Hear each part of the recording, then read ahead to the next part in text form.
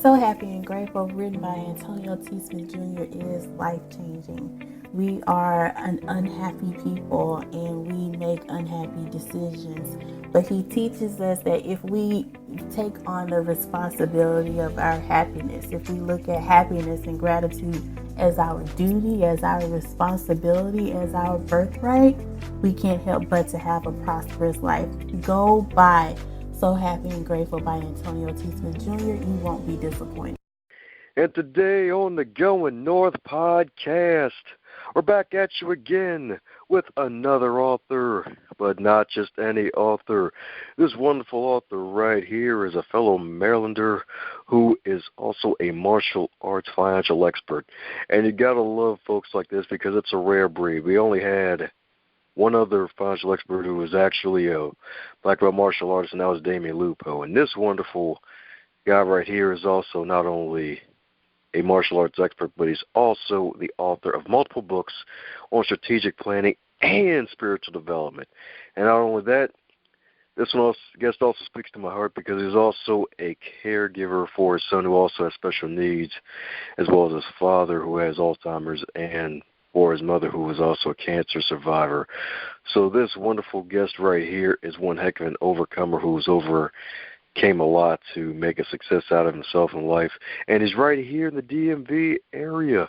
And you're probably wondering who this wonderful author right here is. It's the one, the only, Ken Rupert. How are you today, sir? I am doing excellent today. Absolutely looking forward to talking about my favorite subject. And you got multiple. Yeah, go down any rabbit trail, but this is the rabbit trail I like the most. That's right, and all the bunny ears await, too.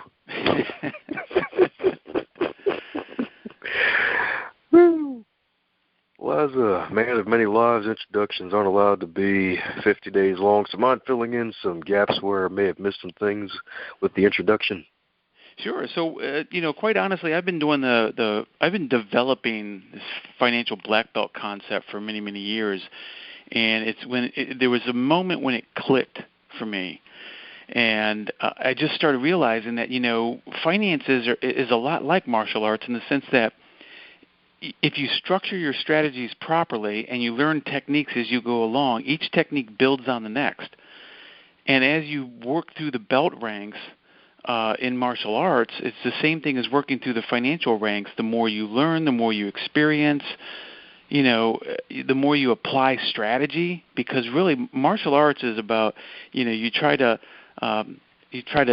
subdue the threat and then you seize the opportunity. And finances is the same way. You need to reduce or eliminate your threats and then seize the opportunity that particular action creates. And so I started bringing these two together, and I had a passion for both of them, and it just seemed like it made sense.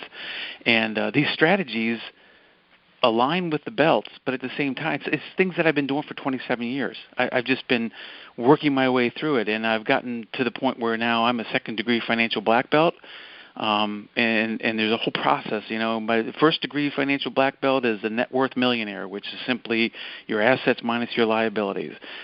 When you pay off your biggest liability, which is your house, it almost puts you into that category, right? Second-degree financial black belt is all your financial assets, just your financial assets. So take out your house equity, take out your cars, take out your collectibles, take out whatever else you have that's a physical form. And just looking at finances, it means that you have $1 million worth of financial assets. Third degree, you just keep progressing up, is now just tax-favored, or what's called qualified financial assets, which are things that are in a 401k, IRA, HSA, anything that's tax-favored or tax-protected, you would have $1 million in just those accounts. That's a third degree. Fourth degree is you just have $1 million in the taxable accounts, so your checking, savings, money market, brokerage accounts, stuff like that. By the time you make fourth-degree black belt, you technically are a multimillionaire because you already have $1 million sitting in tax-protected assets. Now you got $1 million sitting in taxable assets, and you still have your home equity and all that other stuff. It just made logical sense, and this it's such a great teaching tool because people understand that the technique that you learn at white belt in the martial arts class is going to serve you well as you go up through the belt ranks. Same concept with the financial black belt. What you learn at the early belts translates into more and more sophisticated financial strategies as you go into the higher belts. That's how I got to where I am today. That's beautiful, and that's something that's not going to be done overnight. So 27 years, so basically 27 years of both martial arts and just financial study and taking action. Let's correct that. Not 27 years of martial arts, but definitely 27 years of financial strategies, because by nature I'm a strategist. I'm an analytic kind of person. But as I started studying the martial arts, it just became more and more aware that, hey, this is what I've been doing financially for my whole life. So that is great. That is great indeed. So 27 years. So that's really great that you're doing that. It's great you have those decades plus of experience, so that way you know all the pitfalls and you probably know all the bad habits that people succumb to when they're building their wealth, and just being able to help folks to combat that. It's definitely about overcoming those. We all have them. I had them. I've made plenty of mistakes from a financial perspective, but the greatest thing is, being able to recognize it and then overcome those and say, you know what, I made that mistake, but I've proven to myself and I have confidence in my techniques that I can overcome this and move on. And that's really what it's a hard thing to learn, but when you have a coach that's walking alongside of you with that, it becomes so much easier because the coach has been through the pitfalls. They can tell you what to watch out for, right? So that's right indeed. That's right indeed. And what's also interesting is not only you help folks with your 27 years of experience in the financial areas, but also as a caregiver coach. That's like the first time I ever heard about that. So how did that come about with everything else? Well, I'll tell you, if there's one thing I am is innovative. I tend to look at the things of reality around my life and say, how can this really aid somebody? One of my passions, amongst many, as you said, I have many, but one of my passions is, building in empathy into my relationships. And there's no better teacher than when you have a child with special needs, because you have to learn how to become a servant. And that's, one of the books I wrote was called Empathy. And the second book that I wrote that kind of came off of that one is called The Plan. And it talks about how to learn how to set aside your own priorities and walk alongside of somebody who's struggling. Now, in my case, when you have a child with special needs, there's all sorts of financial impacts to that. My son has had 11 surgeries since 2010. You don't go through surgeries without having some sort of financial impact. But when a person is financially prepared, when they have positioned themselves that these life events are not going to impact them in such a way, I didn't have a financial crisis in the process of also taking care of my son. When I had been laid off from jobs because of downsizing, I didn't have a financial crisis because I was prepared for it.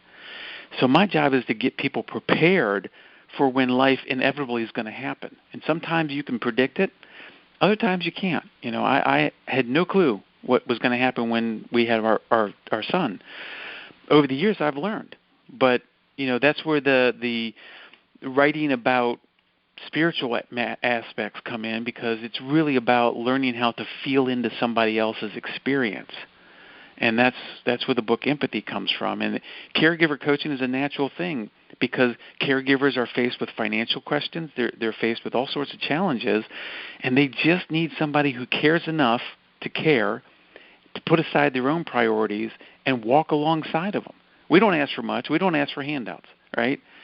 As a caregiver, all I ask for is that somebody has enough empathy within them to care.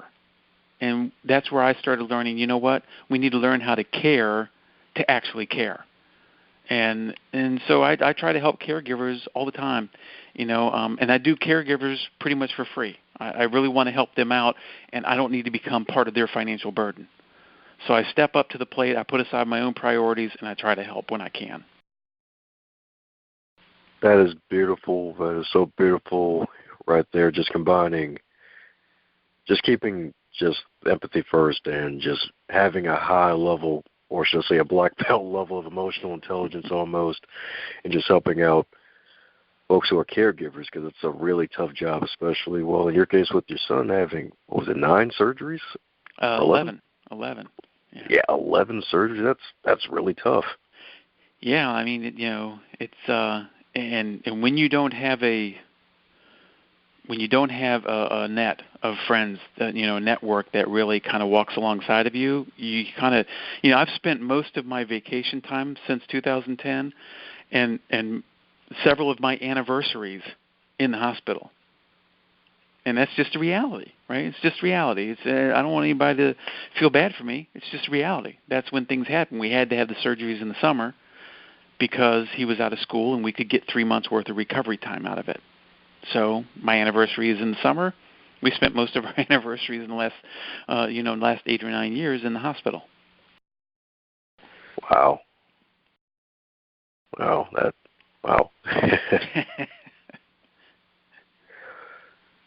Well, kudos to you and wonderful family for staying strong during these times. And I guess some of that strength is credit to your service time in the Army, right? Yeah, certainly. One of the phrases we had in the Army was adapt, adjust, and overcome. It's a very common phrase, I think, with military people. So anybody who's military is listening will totally get that, right? You don't have time to complain when people are shooting at you. So the idea is you have to learn how to adapt, adjust, and overcome.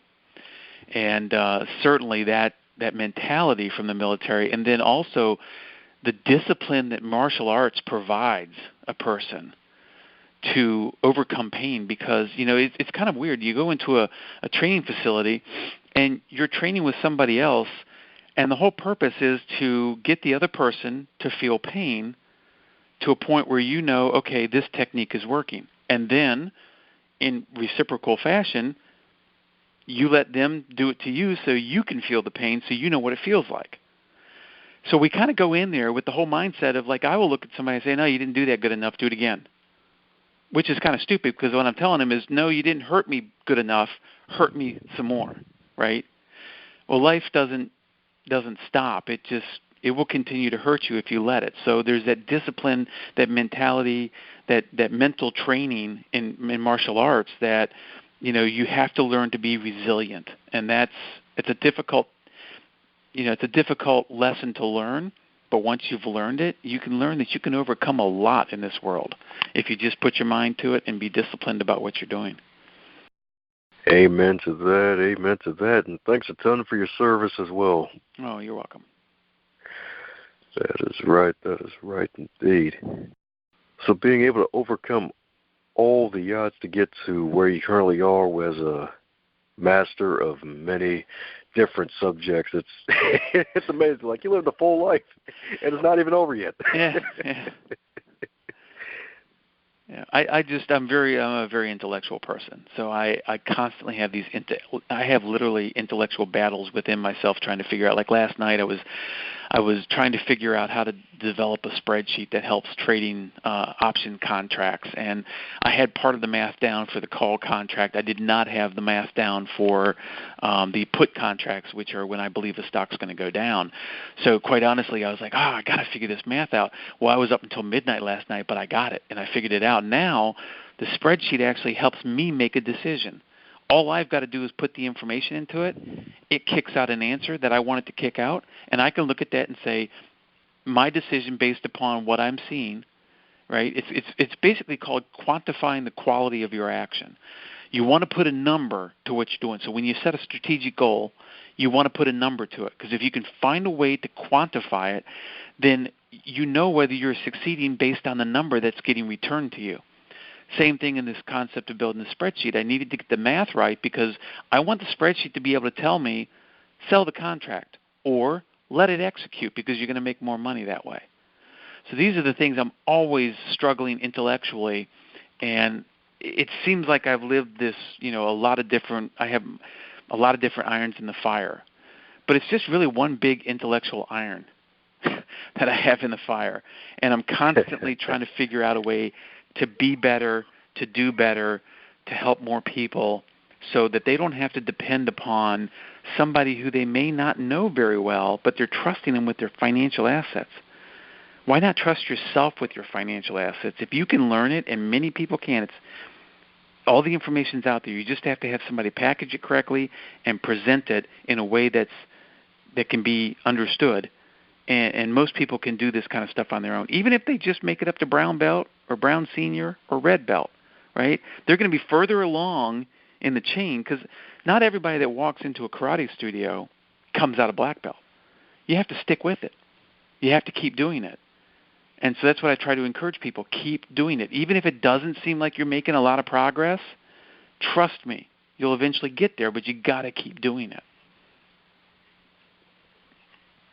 You were so right about that. You're so right about that, because it takes a lot of discipline, like you said earlier, just to get to where you really, really want to go, especially if it's at a black belt level. Yeah.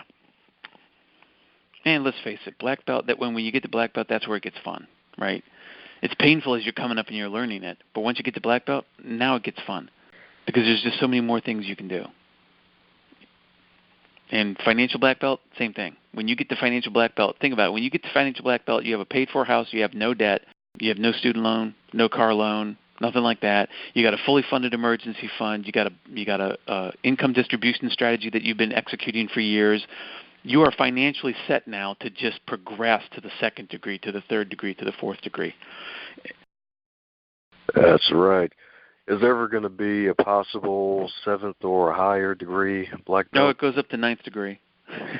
Oh, you can go. Oh, okay, cool, yeah, sweet. Yeah, so my master is Master Baruki, and Master Baruki is a seventh degree, and his instructor is Master West, and Master West is the ninth degree.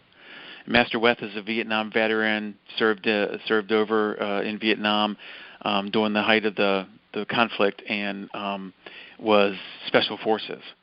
And he learned from some of the best. So I've got a very good lineage in my martial arts study, and I want to be that lineage for people who are trying to get the financial black belt. I want to be that person that can say, hey, I'm going to help you get there. And that's my passion. That's a great passion to have, because you get to help a lot of people, because that's something everybody deals with. Yeah, I mean, let's face it, right? They need to realize that every aspect of life has a financial component, whether it's actually a monetary component or whether it's a time value component, right? Every decision you make has a potential financial impact. And so the better decisions you make, the better the financial return on that investment is. So that is true indeed. That is true indeed. The money you have pays for the food on the table, the shoes on your feet, gas in the car itself, heck, even the bike if you don't drive. That's right. You have to place an inner tube every now and then in a bike. So, things have gone flat. So have money set aside in an emergency fund for inner tubes when you get a flat tire. That is right indeed. So for those who are new just to the whole world of finance and they haven't really did any study about money, it mentions level 1 with the white belt, just basic terminology. What will probably be 3 terms you think folks will probably need to be familiar with when they're just getting started? Well, one of my favorites, right? Compound interest is a good thing to fully understand. And Albert Einstein said that compound interest is the 8th greatest wonder in the world. Well, let's just take that a little step higher. When you understand the concept of compound interest at white belt, when you get up to your brown belt, you're going to start learning about other things like arbitrage and what arbitrage means and how to capitalize on that and how to turn money, take $10,000 and you do it in an arbitrage play, which is usually with mergers and acquisitions and companies. And then now you have $12,000. So now you take that $12,000 and you put it back into another merger and acquisition that, of course, you've done your homework and you've studied about. And now you've got $16,000.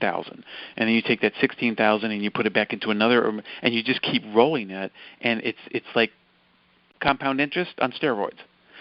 You're not going to get there until you get up higher in the belt levels, but you have to understand the concept of it at a lower level.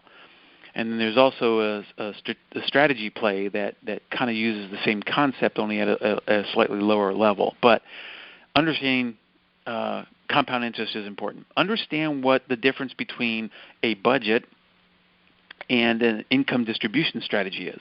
Right? A budget says, how much money do I have to spend? An income distribution strategy says, which priority do I fund first? It's all based on priority. It's not based on how much you got to spend. It's based on what is my most important priority, and then I work my way backwards from that.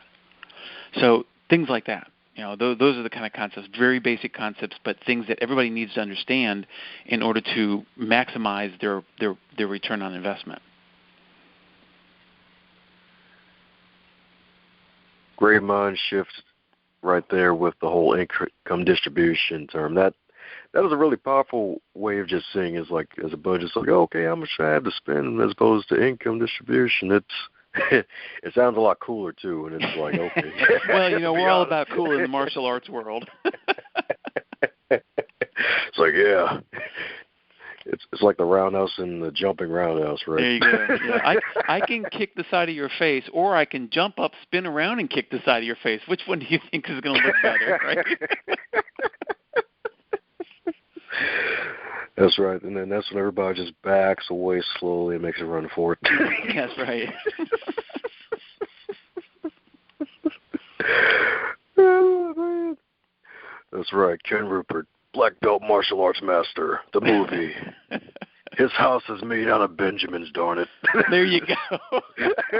I wallpaper my wall with Benjamins. That's right, the house of flying Sacagawea dollars, right? There you go. That's what I eat for breakfast. I just pour some milk over Sacagawea dollars and eat them. That's a good visual, right? That's right. Builds healthy bones. That's right. Get your iron every day. Literally.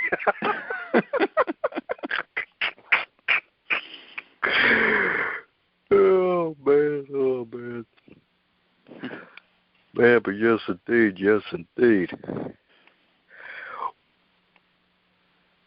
Well, it's really great that, oh, man, just being able to go from just the basic terminology to an income distribution strategy and then just building up from different colors and different ranks will probably be the advice you want to give someone who is just starting out and they're like, okay, so I want to become a black belt like you, and they also want to sign up for their course. So that's probably the best advice you want to give to them for starting out. Well, definitely somebody younger is, especially with the college debt out there these days. I was working with a young man that got out of college, 23 years old, had $30-some thousand in college debt. So I worked with him, and over the course of 2 years, he paid all that off. He no longer has college debt. At 25, he's debt-free, right? Now, that's a good starting place.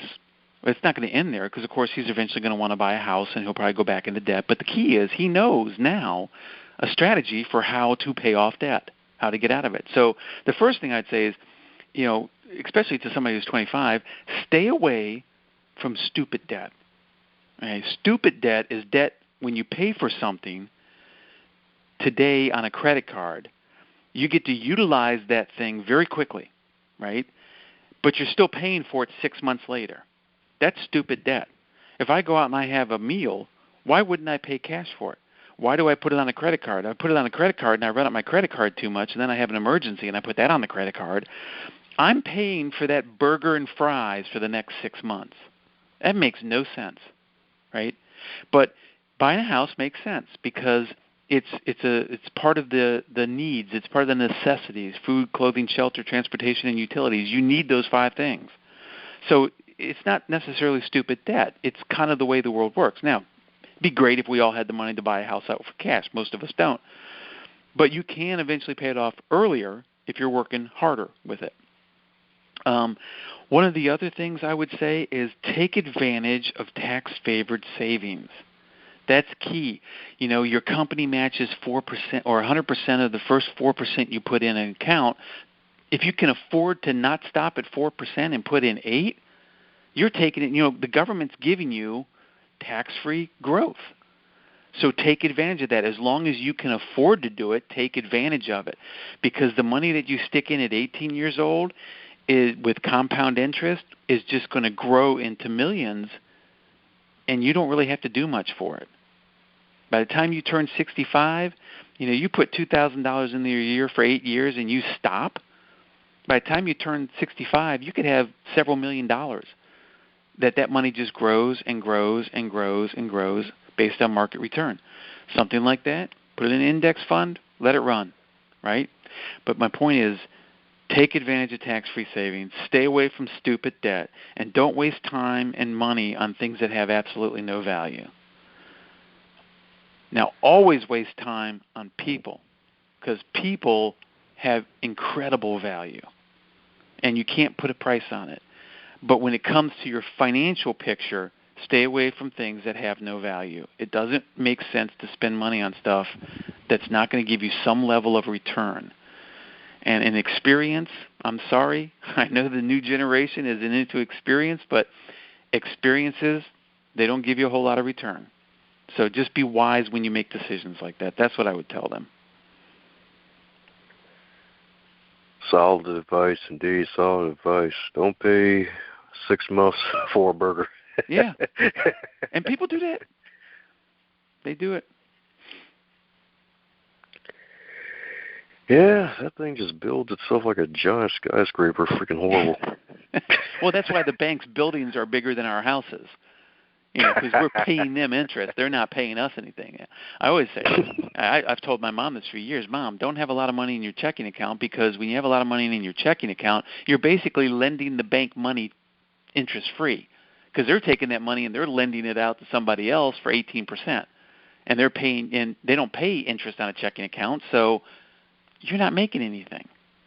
So you're giving them an interest-free loan, and they're turning around and loaning it to somebody else at 18%. That's why their buildings are bigger than our houses. Now that is a solid gem right there. Solid gem indeed. That's right. When you have a checking account, they're writing all the checks, keeping the buildings all big and strong with all the steroids. Mm-hmm. The interest steroids. Yeah, and they're paying you nothing for it. So it's like, it's like kind of overpaying in taxes. You're giving the government money tax-free and interest-free. Oh man. It's always good to have folks like you actually know stuff that we can actually glean from. And a lot of this can be found in, I believe, in the book, The 10 Ways to Maximize Your Income, right? That's one of many, yeah. The one that I think that people would gain the most from, I mean, my 10 Ways series is like, I've got several books that are, 10 ways to maximize your income, 10 ways to, maximize your retirement, stuff like that. But simple wealth building strategies.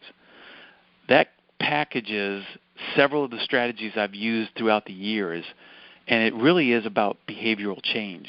We kind of grow up in an environment, and we learn about finances from the homes that we grow up in. And a lot of times, like I can tell you, my parents didn't always do it right, and I had some bad financial behaviors that I had to overcome. So Simple Wealth Building Strategies actually talks about the behavioral change that needs to happen and the way that we need to think differently about it. And, of course, when you go into the Financial Black Belt, Financial Self-Defense training, it really, really focuses on changing behaviors, establishing goals, and executing strategies. We don't have a problem setting goals. What we have a problem is execution on the objectives which get us to our goals. So I'm about changing that execution model. People need to really realize that you don't chase the goal, you execute the strategies that help you achieve the goal. That's great right there. That's great indeed. Execution is something we all need to work on and try to do more often as opposed to just the whole pie in the sky, let's have some pecan pie sort of thing. It's where you actually get the ingredients and then go through the baking process to get the pie, right? Yeah, metaphorically speaking. Or you can put that pie on credit and pay for it for the next 6 months, Oh, man, this was one heck of an expensive pecan pie. Oh. Oh, man. It became sweet potato pie for the bakers. There you go. There you go. They're enjoying it. Oh, man, with extra brown sugar, right? There you go. Right there. And they're sitting back laughing at you eating nuts. See that?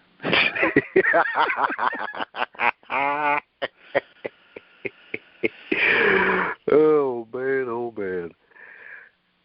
All righty. Any other future titles that you plan on releasing for the Financial Black Belt series, or any other big plans for it, or just going to coast along with what you have right now and just help folks to get out of the rut that they're in?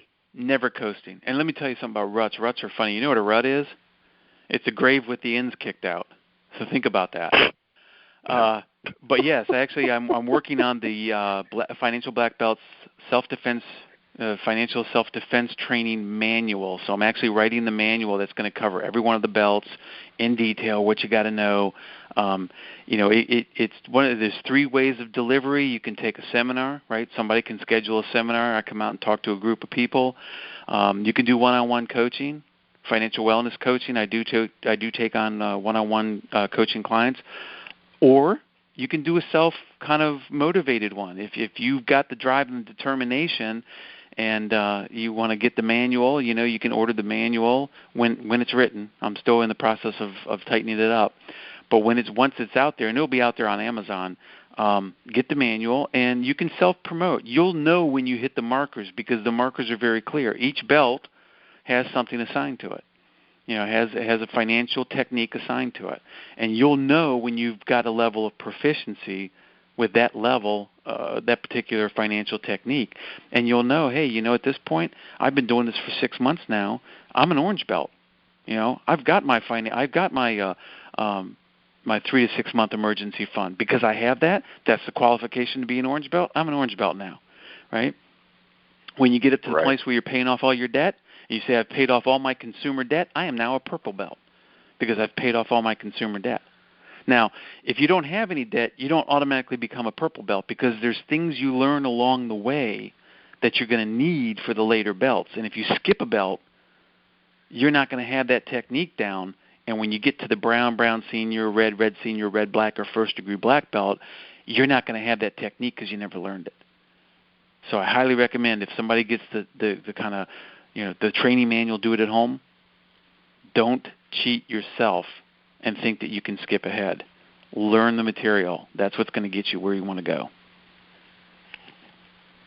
go. Beautiful indeed. Will there be an audio and visual series along with it, possibly, for folks who it's very want to interesting. We're getting ready to go into, I've talked to my master, and he said there's no doubt that I can use the training facility to actually shoot videos. So we're thinking about, we're going to start hopefully next week shooting some vodcasts and some things that we're going to have out on YouTube, and hopefully I'm also working with somebody else to redesign a website and come out that way. So there's a lot of stuff going on, but a lot of the stuff I can't get caught up in the minutia. I got to keep the big ideas going and try to get people who are, like I just met with a marketing expert today. He said, hey, I really want to work with this on you.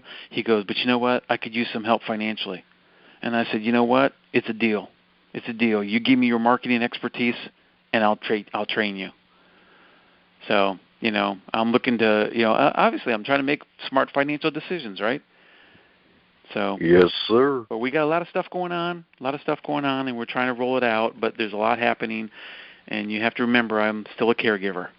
So there's still demands on my time that I have to give attention to. So. And on that note, any time management tips for those who are currently in a position as a caregiver for their family? Yeah, it's critical that the caregivers, and typically, like in my case, there's 2 of us. In some cases, there's only one. And that person has to find a couple key people. And first of all, if you're a caregiver or if you know a caregiver, be a person of empathy, right? Understand that person does not have the luxury of time, does not have the luxury of freedom.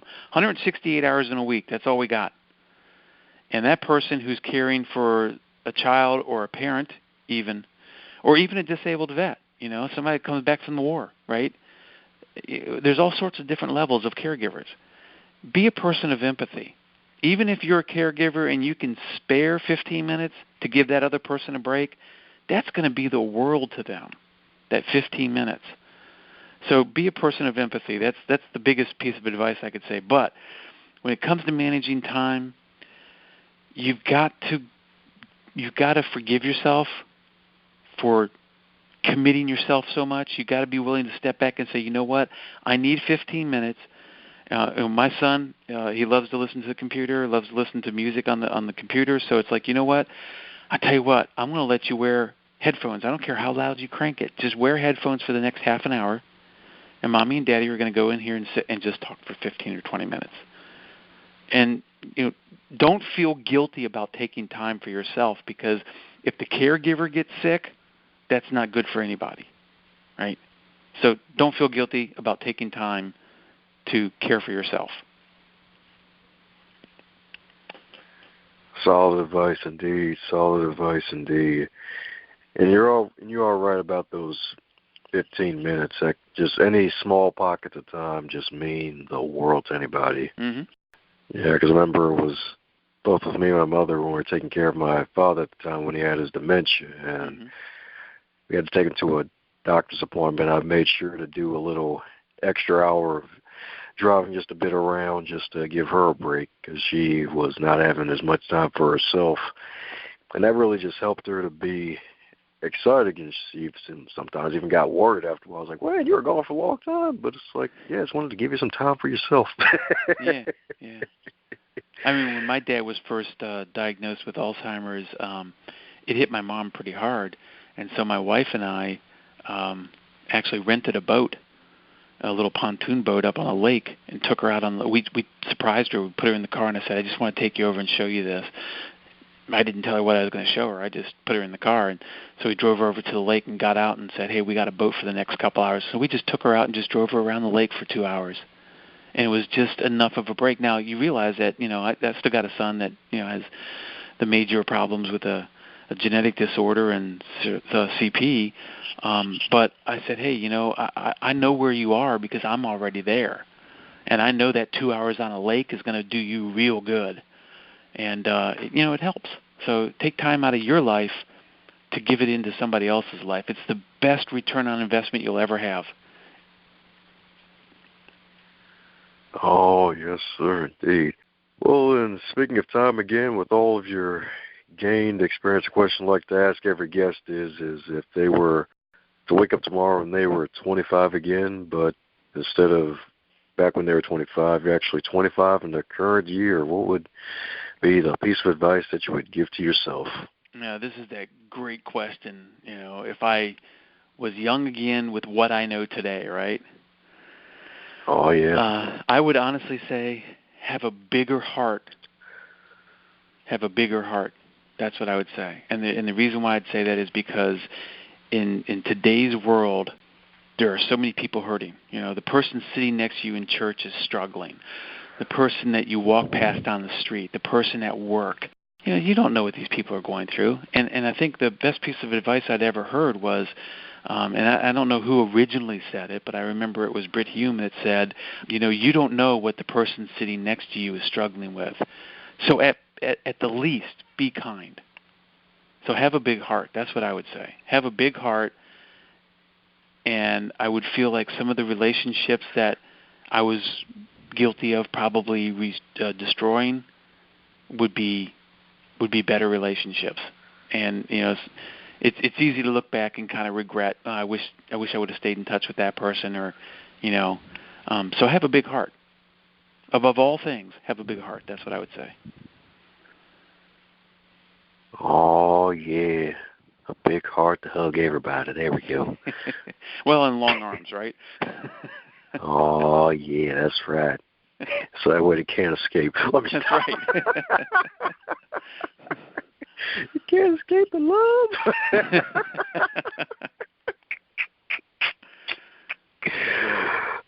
love.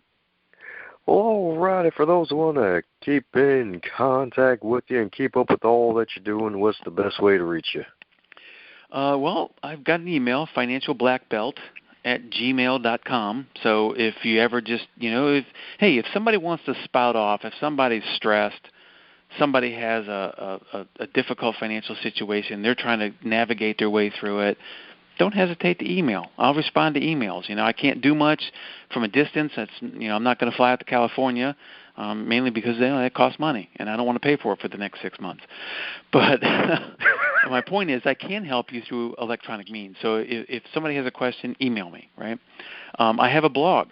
It's Wealth Measures at .blogspot.com. It's Wealth Measure singular .blogspot.com, and I write about trading option ideas or different types of stocks, and I'll analyze mergers and acquisitions. But sometimes I just give things like, hey, the 10 do-nots about how to set a goal, right?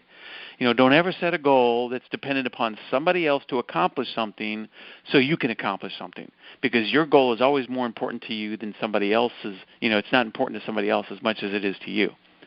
So, just simple, practical, kind of wise thoughts when it comes to setting goals or financial management or time management or whatever. So that's what that blog is for. And then I have an Amazon page. You can go to amazon.com/author/Ken Rupert, KenRupert.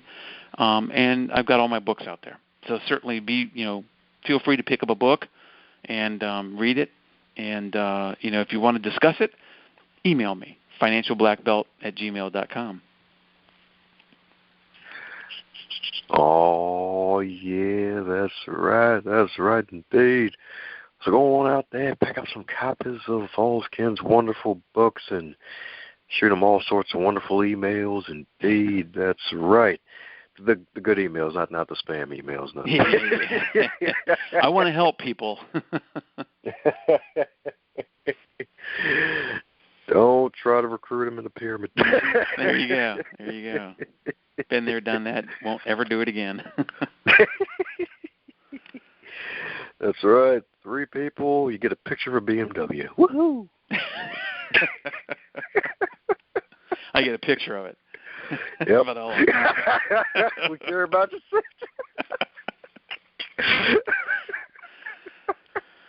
Oh, God.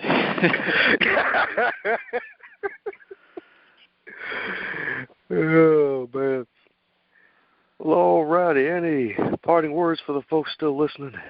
Well, first of all, I want to say brilliance to you. I mean, I really enjoyed this time. As I told you, don't ever give a politician a microphone because they'll never shut up. Well, you start hitting that magic, that magic button. Well, it turns me on. I enjoy talking about this stuff. I love to talk about it. And if I throw a concept out there that somebody doesn't understand, I love to break it down. I love to say, well, let me try to give you a word picture. Let me try to give you something. That's what the financial black belt is all about. It takes a word picture or something that people can envision and translates it into a financial concept that now they can take that and apply it, because they can mentally see it, they hear it, and they can physically do it. And it's a brilliant, very innovative concept. And I look forward to working with anybody to try to get this out there and change people's lives. So yeah, but Dom, thanks, man. I mean, this is a fun time, fantastic time. I appreciate your time. I appreciate everything you do to talk to other authors and kind of give them a chance to kind of get their message out there. I appreciate you. Hey there, buddy. Looks like you made it to the end of this episode. Since you made it to the end of this episode, do both of us a favor and stop being greedy. Stop it right now and share this episode with your friends and your fellow podcast lovers, especially those who have book clubs and want to listen to the authors who write some amazing books. Be sure to check out the rest of the backlog too while you're at it and share all those too. And in order to make the rest of your week the best of your week, remember to advance others, to advance yourself.